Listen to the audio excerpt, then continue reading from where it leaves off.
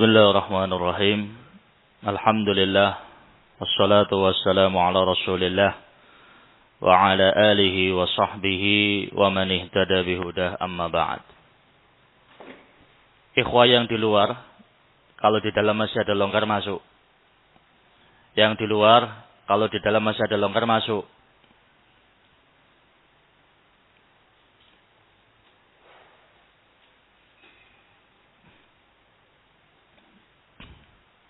Yang di dalam tafassah fil majlis.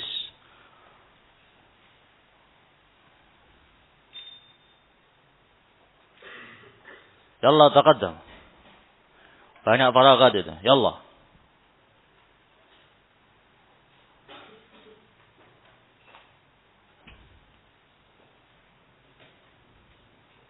Ada ahsan. Dalam masih banyak kosongnya, banyak yang beli di luar. Biasakan untuk mendekat. Barakallahu fiik. Indak. Sahib syal. Qum.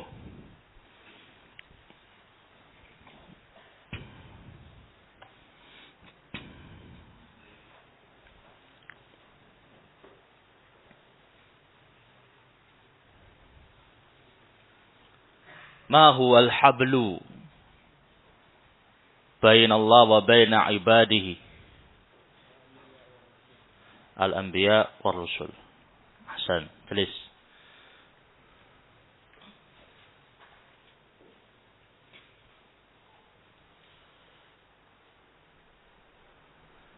Inda dhak alladhi yaqra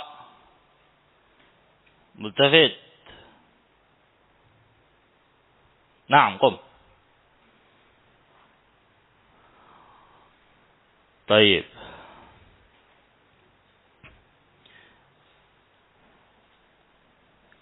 من الفوائد من دراسة القصص والأخبار.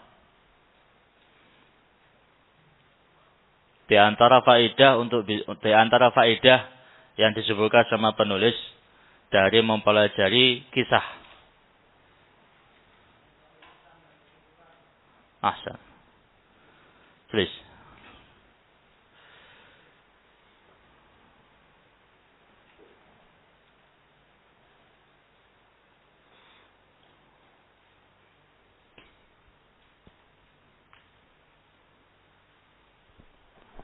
Akhir wahid, paling pojok sana. Paling pojok. Qum. Tayyib. Awwalu qissah baina iblis wa Adam. Ma hu?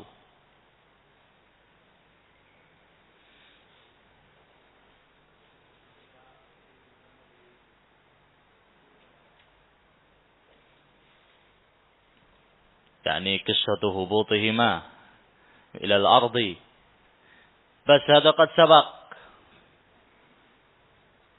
يعني بالنسبة ما بعد الهبوط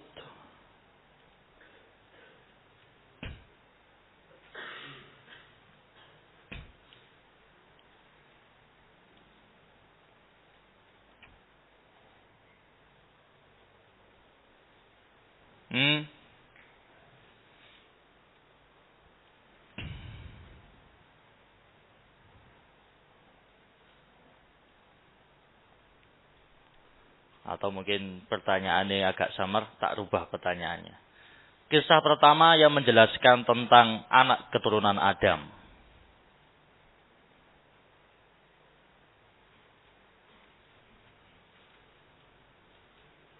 Tentang apa?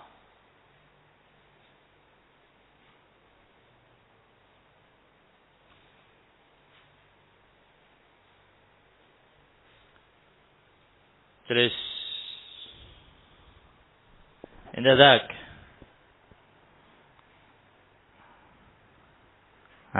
Qum.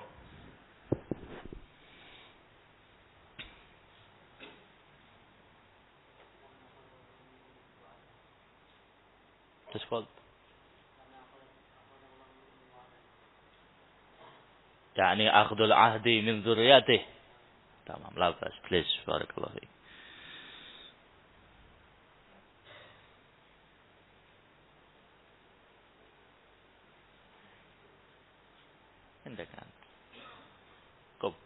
Ayo.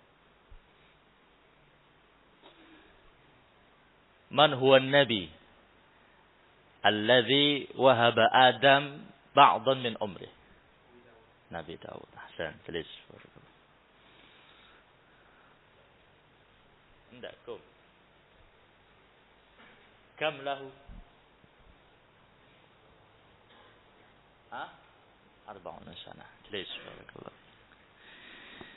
طيب. قال المؤلف رحمه الله تعالى: فلما مات آدم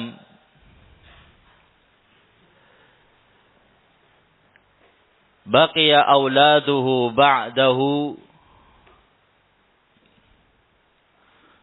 Yang di luar masuk, lihat dulu, jangan langsung duduk di luar. Cek dulu yang di dalam, masih ada tempat, duduk dalam. Barakallahu fiik.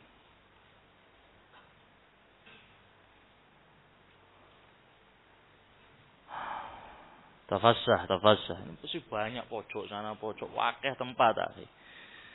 Intashir, ya di dalam rapat. Barakallahu fiik. Falamma mata Adam baqiya auladuhu ba'dahu 'asharata qurun ala dini abihim dinil Islam. Setelah kematian Adam, anak-anak beliau melanjutkan setelahnya selama 10 abad. 1 abad itu sama dengan 100 tahun. Ya. Berarti 10 abad berapa tahun? 1000 tahun. Ala dini abihim dinil Islam. Pada masa itu, anak-anak keturunan Adam berada di atas agama ayah mereka, yaitu agama Islam. Jadi Islam itu ya ikhwah, sudah menjadi istilah untuk agama nabi-nabi sebelum Nabi kita sallallahu alaihi wasallam. Dan itu disebut dengan Islamun Am. Islamun Am. Adapun Islam yang khas adalah Islam yang dibawa oleh Rasulullah sallallahu alaihi wasallam. Jadi kalau antum ditanya apa agama para nabi dan rasul, jawab Islam. Yakni mereka di atas tauhid. Tidak ada kesyirikan ketika itu. Tsumma kafaru ba'da dzalik. Kemudian mereka menjadi kufur setelah itu. Kalau antum perhatikan, iblis ini lumayan sabar untuk menunggu dan menanti waktu yang tepat. Ya. Dia bersabar untuk menunggu selama 1000 tahun setelah kematian Adam. Jadi Nabi Adam turun ke muka bumi. Kemudian di situ terjadi konflik antar anak Adam yang berujung pada pembunuhan pada salah satunya. Ya tentunya iblis juga ikut campur di situ. Tapi belum sampai pada tingkat kesyirikan. Ya. Setelah itu mereka berkembang, semakin banyak manusia yang hidup di muka bumi. Sampai 10 abad lamanya, 1000 tahun. Dan tidak didapati ada praktek kesyirikan ketika itu. Sama sekali. Betul-betul ditunggu sama iblis waktu yang tepat. Begitu kesempatan itu ada, dia menggunakannya, memanfaatkannya, memaksimalkan semua kemampuannya ila yaumil qiyamah. Wa sababu kufrihim al-ghulu fi hubbis salihin. Sebab kekufuran mereka adalah ghulu, berlebih-lebihan dalam mencintai orang-orang saleh. Sebagian ulama mereka mengatakan min awsa'i audiyatil batil al-ghulu fil afadil. Termasuk dari lembah kebatilan yang paling luas adalah ghulu terhadap orang-orang yang mulia. Berawal dari kecintaan yang tidak terkontrol. Rasa hormat yang berlebihan terhadap orang-orang yang sebenarnya layak dicintai, layak dihormati. Tapi ketika rasa cinta dan rasa hormat itu melebihi kadarnya, tidak pada tempatnya lagi, disitulah iblis alaihi la'natullah bermain dan mengambil kesempatan untuk menyimpangkan anak keturunan Adam. Disebutkan oleh Imam Ibnul Qayyim rahimahullahu ta'ala bahwasanya iblis dalam menjerumuskan anak keturunan Adam dalam kesesatan memiliki dua senjata. La yubali bi ayyihima dhafar. Iblis tidak peduli dari senjata yang mana dia akan berhasil untuk mengalahkan anak keturunan Adam. Yang pertama, al-ghulu. Yang kedua, at-tafrid. Ghulu itu dilihat dari hamba yang dia hadapi. Ketika hamba itu memiliki semangat untuk ibadah, dia menyerangnya itu bukan dari sisi didonkan semangatnya. Enggak. Kenapa? Sia-sia. Ini orang lagi naik, jangan disuruh turun. Tapi suruh dia bablas. Suruh dia melebihi batasannya. Diberi was-was oleh iblis. Kebaikan yang asalnya itu semua sudah ada takarannya, dibikin lebih oleh dia. Ibarat seperti makanan, orang sudah ngerasa enak. Sudah. Harusnya dia makan untuk memenuhi kebutuhan. Ya.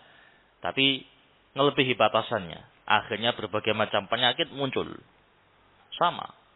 Dalam bab kecintaan terhadap orang soleh, sesuatu yang baik. Bahkan syariat kita mengajarkan kepada pemeluknya untuk bergaul, mencintai, dan menghormati orang-orang yang soleh. Sesuatu yang disyariatkan.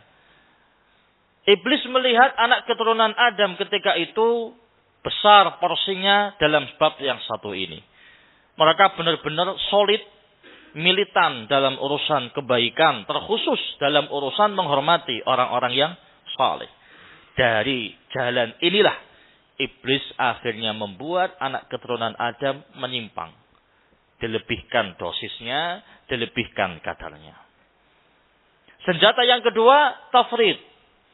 Futur. Dengan senjata berupa futur. Itu ketika iblis melihat hamba ini punya benih-benih kefuturan. Ya. Dalam beberapa hal malas ibadahnya, malas ketaatannya, dari situlah iblis bermain. Jangan dibikin semangat. Wong orang mau turun kok suruh naik. Ya. Tambah diturunkan sama iblis. Tambah dijatuhkan sama iblis. Tambah jauh jalannya. Tambah hilang. Ya. Yang asalnya mungkin malas jamaah sholat 5 waktu. Sama iblis dibikin sekalian tidak jamaah. Habis itu sholatnya bolong-bolong. Yang ujung-ujungnya tidak sholat sama sekali. Puasa yang awalnya mungkin genep, tapi kadang batal karena nggak ada udzur, mungkin malas puasa, dibikin separuh bulan tidak puasa. Bertahap. Nanti tahun berikutnya dibikin menyisakan cuma 10 hari terakhir saja. Ya, kemudian setelah itu dibikin tidak puasa sama sekali. Ya, ini betul-betul dibikin drop, dibikin down oleh iblis alaihi la'natullah. Ini dua senjatanya dia. Tentunya dia akan melihat dengan siapa? Dengan siapa yang dia hadapi. Ini orang yang semangat dan semangatnya itu tidak terkontrol, khalas, jauh dia akan melambung tinggi, ibarat terbang ke langit tidak bisa turun. Atau dia orangnya itu memang ada sisi malesnya, maka akan dijatuhkan oleh iblis, jatuh ke tanah dan tidak bisa bangun lagi. Oleh karena itulah termasuk prinsip besar dalam Islam yang diajarkan oleh para nabi dan rasul, terkhusus Nabi kita sallallahu alaihi wasallam, al-wasat, pertengahan. Tidak terlalu melambung hulu dan tidak terlalu jatuh kurang, tapi pas. Ya. Ketika orang itu standar, pas, jalannya itu sesuai dengan aturan dan koridor syariat, itu enak. Mau dibikin naik, tidak mungkin. Dibikin turun, tidak bisa. Terus bagaimana? Stabil. Apa ya? Karena dia tahu, kalau naik bahaya. Kalau turun, bahaya juga. Terus yang enak bagaimana? Yang selamat bagaimana? Pertengahan. Ibaratnya dia sedang menelusuri jalan yang lurus sampai kanan kirinya jurang.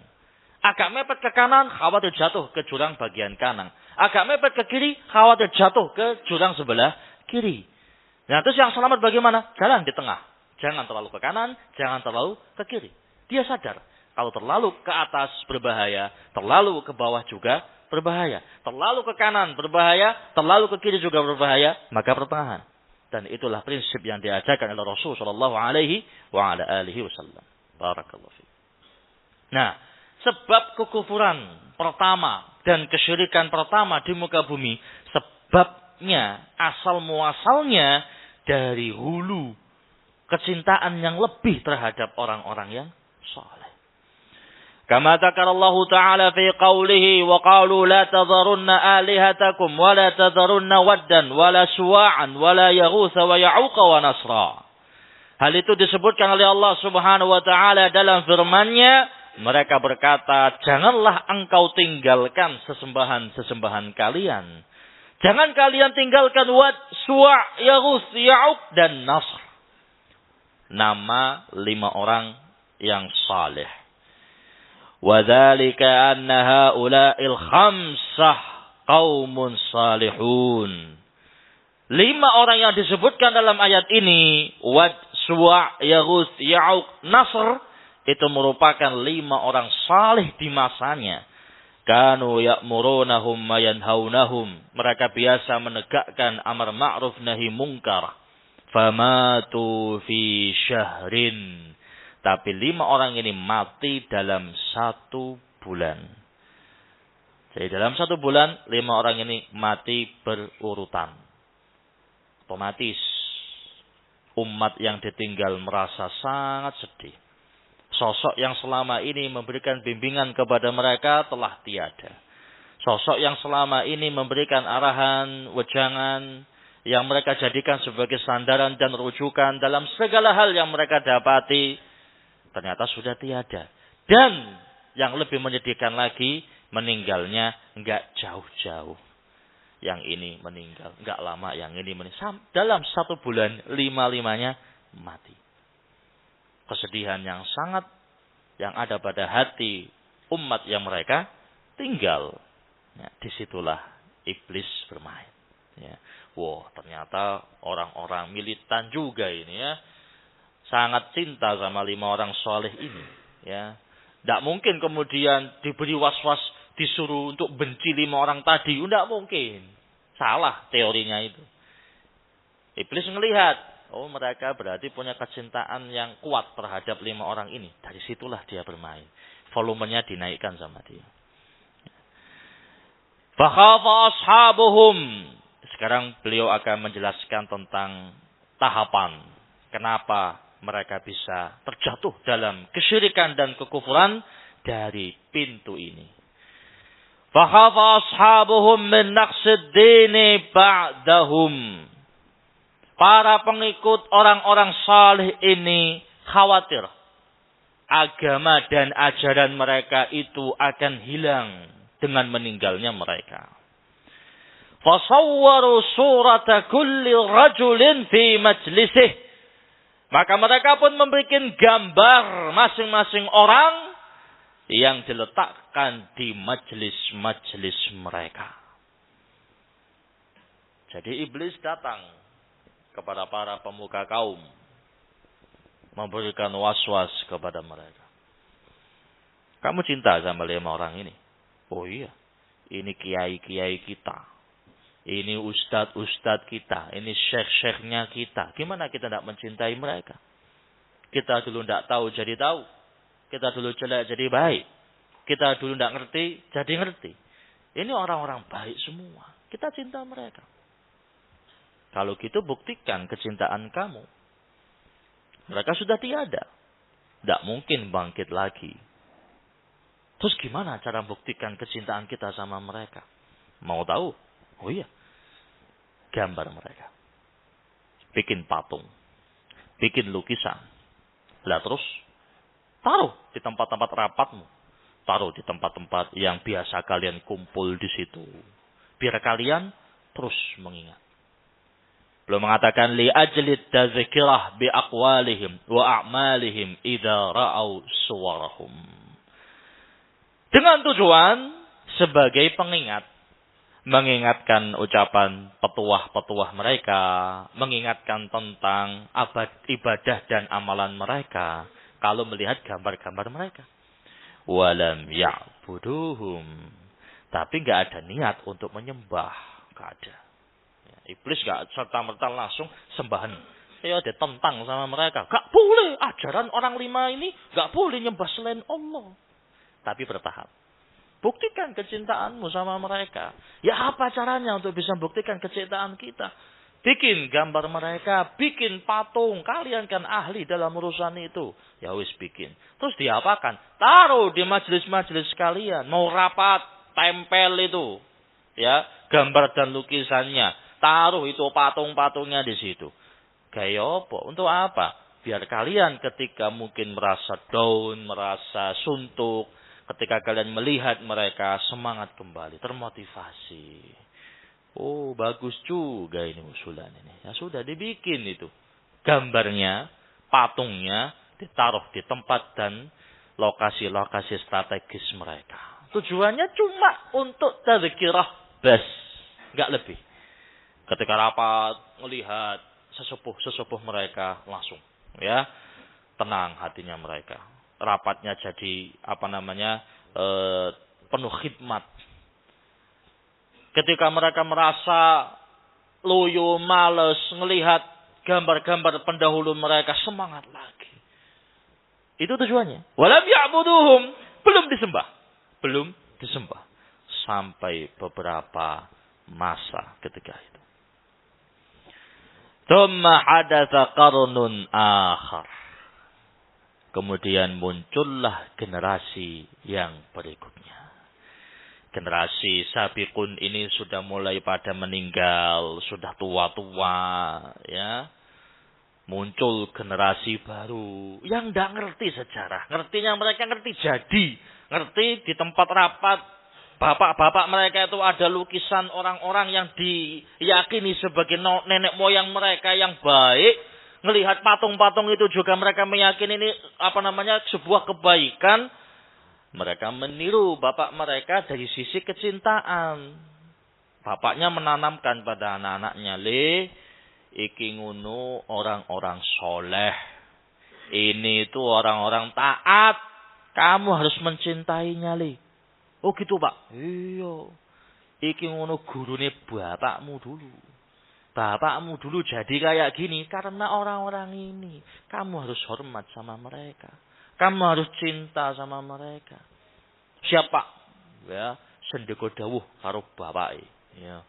Mantuk-mantuk. Oh ya, iki berarti wong soleh iki harus dicintai.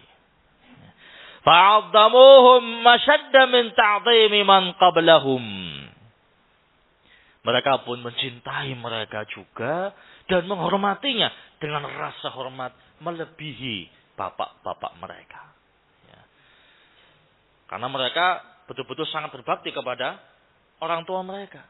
Dapat wasiat sebelum mati ngomong sama anaknya, ya, bapakmu tak lagi mau dipanggil sama yang kuasa, Bapak punya wasiat. Opo Pak wasiate, Pak? Ya. Kamu jangan melupakan jasa 5 orang ini, Loh kenapa Pak? Saya tidak pernah ketemu orangnya. Iya. Tapi kamu ketemu ajarannya. Bapakmu ini jadi kayak gini karena 5 orang ini, Hormati mereka, Siapa? Ya, mati bapak.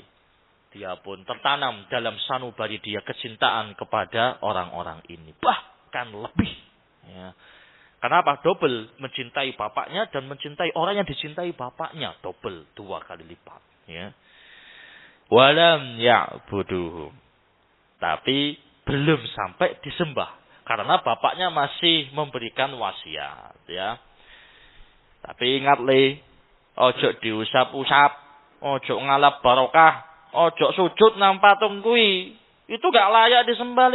Itu wong soleh tapi gak layak disembah. Ingat baik-baik itu. Oh siapa? Ya. Jadi ketika anak-anak keturunannya itu mengadakan rapat melanjutkan tongkat estafet para pemuka-pemuka yang sudah tiada. Cukup mereka melihat patung dan gambar tadi sudah langsung terinspirasi ide-ide untuk kemaslahatan umat. Tapi nggak disembah sama mereka, ngerti tujuannya ini sekedar untuk motivator saja, untuk pendorong semangat saja. Tsumma tala zaman. Kemudian masa demi masa berlalu. Ya, iblis masih nunggu ya ikhwah. Oh nanti dulu. Ini kuat ini. Tauhid kuat dalam tubuh dan dalam hati mereka. Sudah mendarah daging dari bapak-bapak mereka. Jangan dulu. Jangan langsung dimasuki. Mentah nanti kita. Harus cantik mainnya. Ketika masa semakin bertambah. Ya. Wa mata ahlul ilmi. Para ulama mulai meninggal satu persatu. Ya. Orang-orang pintar yang meneruskan ilmu dari sesepuh mereka sebelumnya meninggal satu demi satu. Minat para pemuda waktu itu untuk melanjutkan ilmu yang mereka pelajari mulai terkikis. Ya. Disitulah iblis mulai memasang ranjaunya. Ya. Oh fulan mati. Dilihat anak-anaknya gak ada yang mirip bapaknya. Cocok. Woi fulan, ya kiai itu mati itu. Ya. Dilihat anak keturunannya gak ada darah-darah kiai dari bapaknya ini. Anak biasa kabeh. Tolak zaman. Semua ulamanya mati. Iblis gak mati. Sudah dapat janji dan jaminan dia. Asuransi seumur hidup. Ya, bahasanya kayak gitu ya. Jadi dapat jaminan sampai dia kiamat nanti. Pinter dia, nunggu. Falamma khalatil ardu minal ulama. Ketika bumi sudah kosong dari ulama. Orang-orang pinternya pada mati. Yang muda-muda gak ada yang melanjutkan. Al-qasyaitanu fi qulubil juhal. Syaitan pun datang. Kemudian memberikan was-was ke dalam hati orang-orang bodoh yang hidup ketika itu. Ya. Iblis mengatakan. Anna ulaika salihin. Ma sawwaru suara masyayikhihim. Illa liyastashfi'u bihim ilallah. Orang-orang bodoh ini ngelihat ono lukisan sopo iki rek. Ngelihat lukisannya kayak wis tua ini lukisan ini. Lihat patung-patung iki patung gaya opo iki patung iki. Para pendahulu mereka wis pada mati semua. Iblis datang ya. Ngasih tahu. Kamu tahu ndak ini gambar-gambar buat apa? Tahu ndak ini patung-patung buat apa?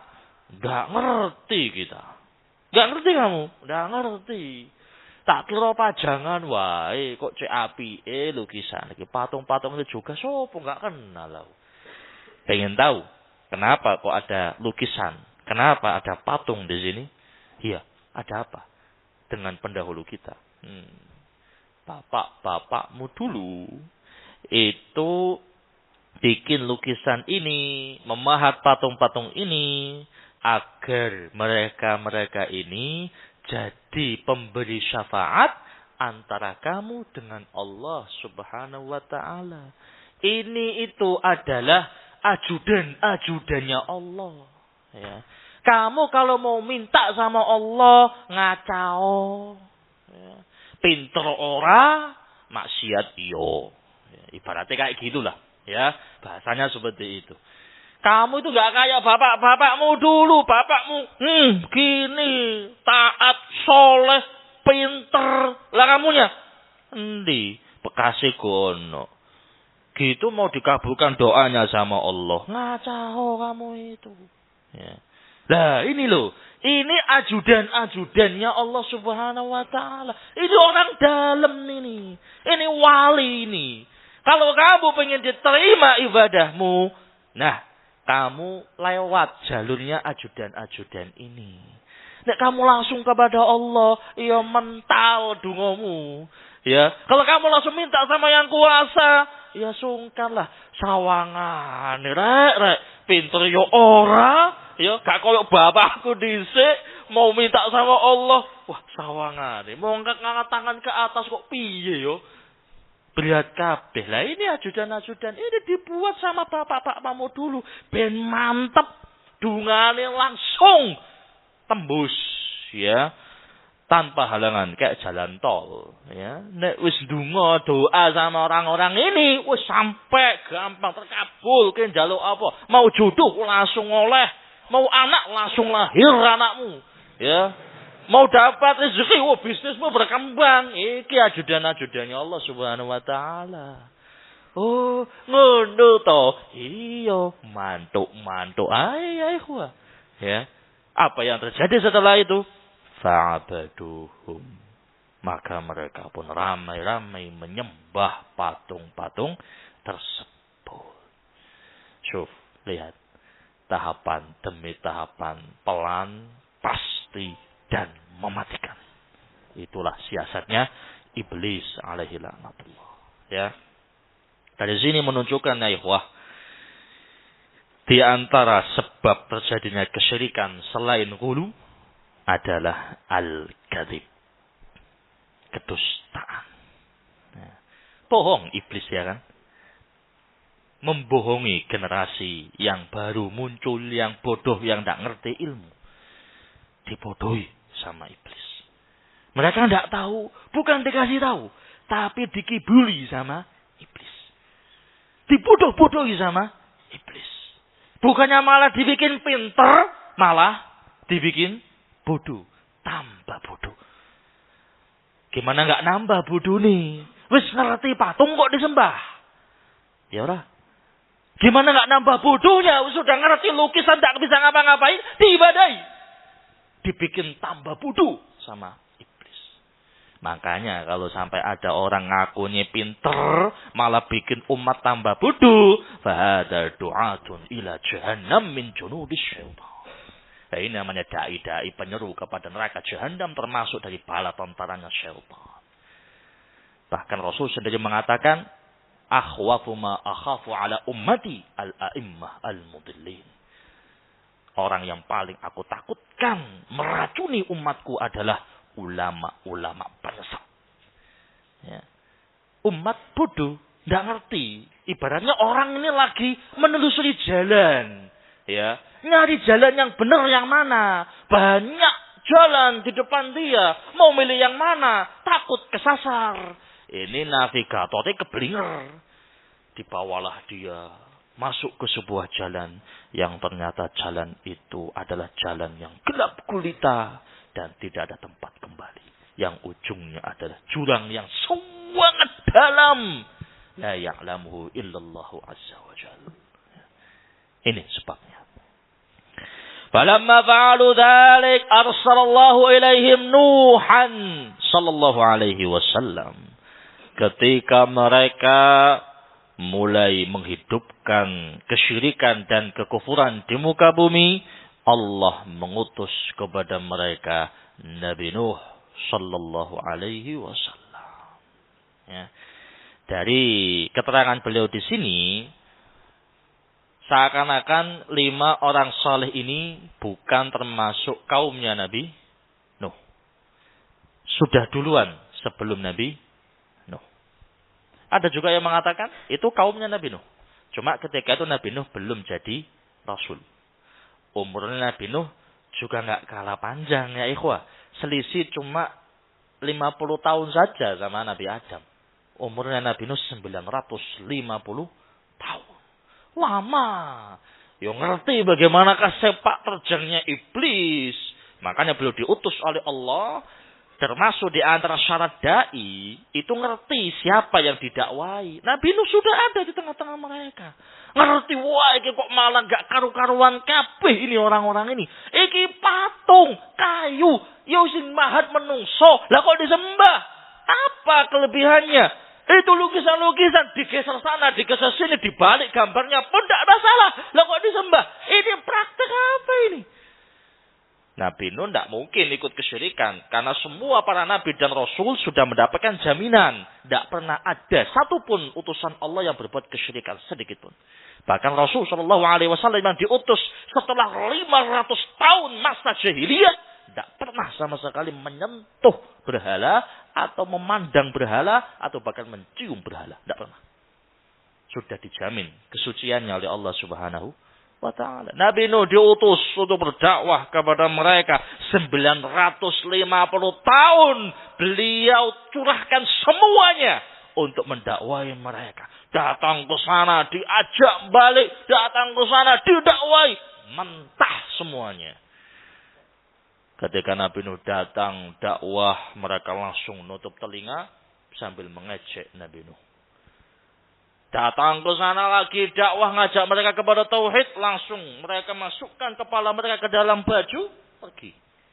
Betul-betul diabaikan. Yang mengikuti beliau pun cuma sedikit, bahkan salah satu dari putra beliau termasuk dari orang-orang yang kafir. Liyaruddahum ila dini Adam wa dhurriyyatihi alladhina madaw qabla at-tabdil.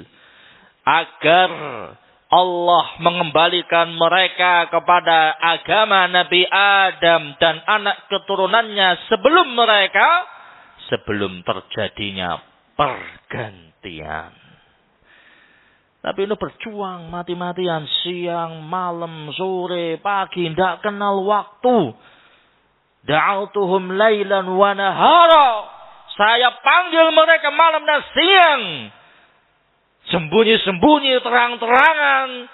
Individu person, door to door, baban ba'da bab.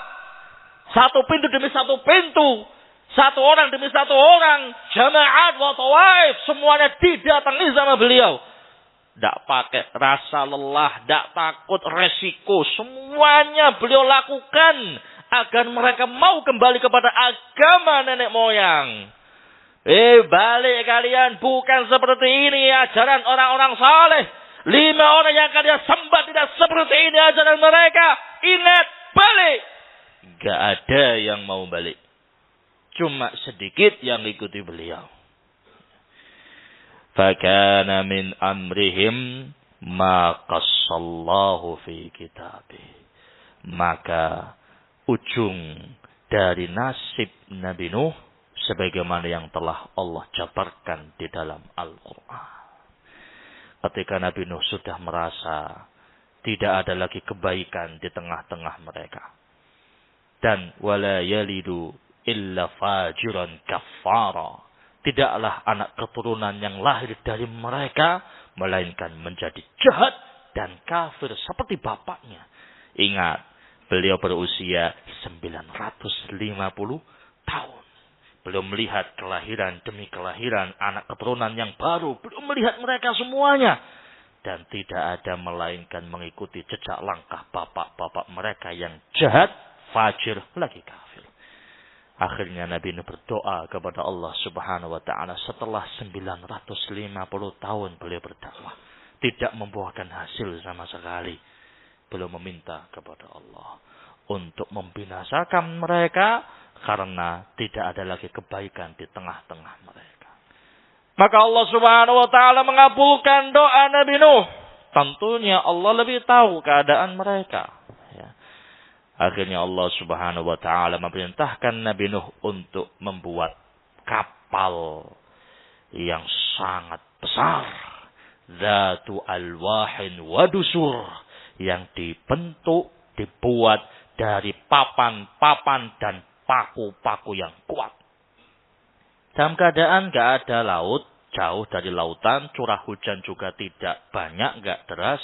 Beliau bikin kapal, ya, bikin rangkanya, beliau bikin sendiri garap, ya. Umatnya lewat nertawakan beliau, Nuh, kemarin kamu dakwahi, sekarang kok banting setir jadi tukang kayu. Piye? Ngapain bikin kapal di daratan? Enggak bisa jalan itu kapal. Ketawa-ketawa mereka. Beliau diam saja. Lanjutkan. Karena mereka tidak tahu apa yang akan menunggu mereka nanti. Sudah beliau bikin hari demi hari. Beliau sempurnakan desain kapal tadi. Sampai akhirnya kapal itu sempurna. Siap untuk berlabuh. Allah subhanahu wa ta'ala pun memerintahkan Nabi Nuh untuk memboyong keluarganya yang beriman. Dan semua hewan yang ada berpasang-pasang. Ya.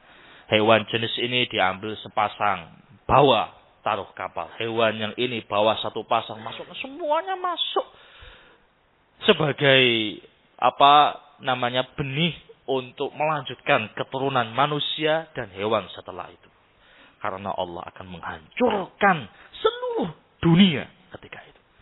Jadi banjirnya bukan banjir di tempatnya Nabi Nuh saja ya ikhwah. Tapi banjirnya ini seluruh dunia tenggelam.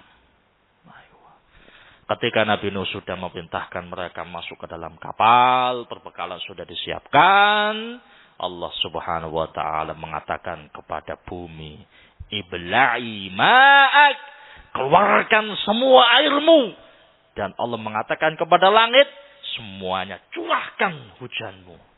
Sudah mendung pun muncul, petir pun berdatangan, silih berganti.